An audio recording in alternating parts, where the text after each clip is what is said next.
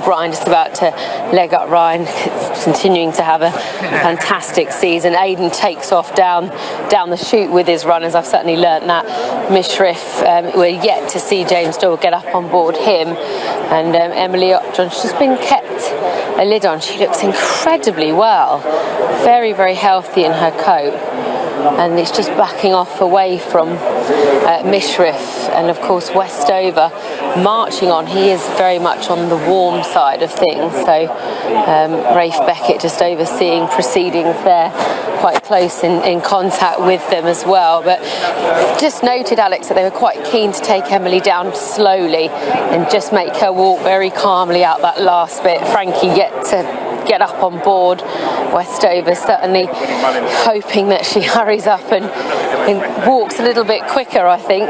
He's going to have to just take a turn because he's certainly going to catch up. You don't really want to do that. There's Willie Mullins is here. Willie, how are you? Come out for a day out, have you? A day out, yes. Yeah, get away from the racing at home. Yeah. How are you? Very good. Yeah, just admiring all the Colin Keane's horse looks well, Westover. Yeah, so great news on your brother during the week. That's really well in the newspaper, So, he's been doing well. Team ready to go jumping? Galway team ready, and the others will be getting ready after Galway, but anyhow, a break away from it at the moment. Definitely, yeah. Best of luck with the season ahead. There's Willie Mullins enjoying a day out here, Alex. And Westover is still in the parade ring, and they're going to take an extra turn, notably, just to keep him away from the rest of the field there. Yeah, thanks, Hayley. Great to hear from Willie Mullins, wasn't it? And I thought Westover had just settled, actually, for Colin Keane getting on his back, but could see the ARC winner when we just saw him being let off. Certainly looked like he'd sparked up for coming out onto the racetrack there, but it's interesting to see Colin Keane. He's got his feet out the iron still, Kevin, and just trying to make this horse relax a little. Yeah, they very deliberately took another lap of the parade ring, Alex. You know, there's been quite a bit of talk in recent weeks and months about horses not spending enough time in the parade ring, and now we get to see one of the favourites for the King George get a real good look at him, because they very deliberately took an extra lap. And in fairness, since Colin has got on, the horse is perfectly fine, and for all that little bit of jig jogging that we saw earlier, like he hasn't got particularly warm, and it is that type of day. You'd forgive one for sweating a bit today, but he seems fine. And the good thing about the start here, the 1.5 mile start, is that you usually turn left and you're pretty much, within half a furlong right at it, let's say a furlong, so he doesn't have too far to go. Sometimes you go down to the parade and you take him down to the furlong marker, then turn around, so there won't be an awful lot for him to take. Let's see what's happening as they head out onto the track, because Fitzy's down there. Yes, I am, and it's quite interesting as well. There's a parade for this, and you'll see when you look down here, Paul, my cameraman's going to show you that blue bollard. They've got to walk down and then come round that and set off. This is Emily Upjohn coming down. She looks fantastic. You can see grabbing the basin, keen to get on with it, but really interesting. Mishrif broke the parade, did not come down this way. He went straight to post. I'm sure that wasn't part of the plan, and if it wasn't part of the plan, there may be a fine incurred for breaking the parade. Yeah, I think there probably will be, but I guess it's a price they don't mind paying for a horse that's won £11.3 million in his career so far. And of course, we've had a little bit of a jockey merry-go-round here as well, and James Doyle getting on Mishrif for the first time. You can see PJ McDonald, who's back on pile driver. Frankie Dettori, of course, being called up for Emily Upjohn. Colin Keane, who's struck up that classic winning partnership with Westover. And just tell us a little bit about the rider on the German horse, Freddie there, René Pichulek. Tell us what you know about him. Yeah, so he was born in the east of Germany. He started, actually, he wanted to be a boxer, and he was very small, very light, so his trainer decided, listen, go become a jockey. You might earn more money doing that. So off he went. He started off in Leipzig. There's a couple of small trainers around there. He very much moved up the ladder very quickly. He went on to Christian von der Recke then. That was his second job in Germany. Rode a lot of winners very early. Had a bit of a dry spell then once his claim was gone. as you can imagine. But he's been down here now with Massive Vice for a couple of years. Massive Vice actually himself is only training for the 3rd season, would you believe? So he had an arc win in his 2nd season. So look, it's a very young team. They've got some good horses there, and Rainer Pitchlik pretty much is in the Premier League over there in Germany. Great, thanks for that, Fred. And you can see Westover going to post. What do you make of that, Kevin? He is that little bit warm down his neck, as you can see, but as mentioned, for the day that's in it, I don't think it's excessive. So I don't think it's a notable negative. You'd rather him be a shade more relaxed, but it's not anything that you'd be too excited about, I don't think. Anyway, let's go over to Jamie and Jim. We've had a really good look at these, Jamie and Jim, and you no doubt have had a very good look at their form. Form and appearance, Alex. We're always interested in whether they are patterns of behaviour or just a one-off. But you said, Jim, you were at Epsom and Westover, similar in demeanour that day as well. Yeah, he was one of a handful that was in very early at Epsom. He walked around with a red hood on. He got a little bit warm. There's a little on his toes. He's very similar today to me. Emily Upjohn hardly did a circuit of the paddock at Epsom before the rider was on. So today is different. She's a little bit warm between her legs, but she too looks great. I saw her at York. She was similar there. I wouldn't be concerned. Emily Upjohn, she has stall number 3. Is about to come take her position, goes straight in. Individual. Last year, that was on heavy ground. He was well beaten first time out, but improved massively to win on his 2nd start. I'm concerned the ground's going to be too quick. He has that high head carriage. We've talked about Westover a lot. Emily Upjohn, finally. Yeah, she'll be dropped in. They'll be riding her with a little bit of a change of gear in mind. Tactics all important. Will Broome go forward or throw a spanner in the works? Let's find out. Richard. And remember, for Emily Upjohn and Mishriff, a slow start was a key factor in their defeats last time. The King George VI and Queen Elizabeth Kipco Stakes, they leave the stalls. Mishriff very slow again. Mishriff has missed it by a good 4 lengths from the stalls, as early on Westover, Pile Driver and Broome are the first 3 to show as they run downhill. Torquato Tasso racing on the outside of Emily Upjohn, and 4 lengths to Mishriff, who gave them a healthy start. And on this descent, it's Westover who's testing Colin Keane out wide. He's a big strong horse, he's on the descent, and he on the outside of Broome dispute the lead. Pile Driver races in 3rd place. 4th early on is Emily Upjohn, racing in the pink and grey colours of the Lloyd Webbers this afternoon. Then Torquato Tasso on the outside with the white face, and Mishriff last of all. So Westover it is, under Colin Keane, who will turn at the far end of the racecourse and has the advantage, that advantage from Broome in 2nd. Those initial sections will be quite quick as they're on the descent, but they were pretty rapid.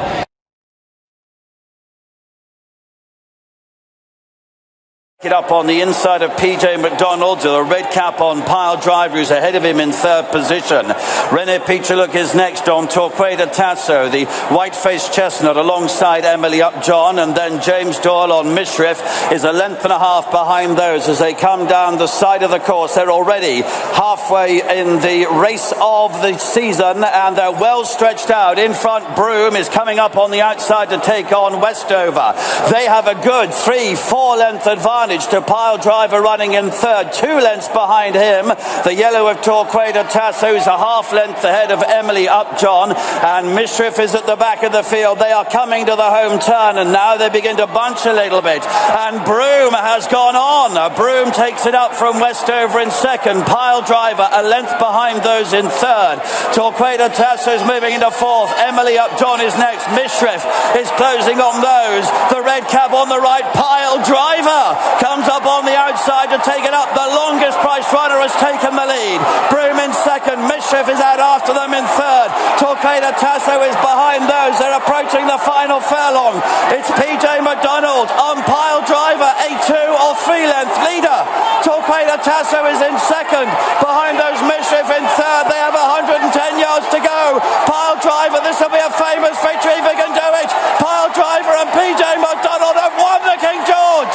Torquato Tasso is 2nd, Mishriff and Broome behind these, then Westover and Emily Upjohn.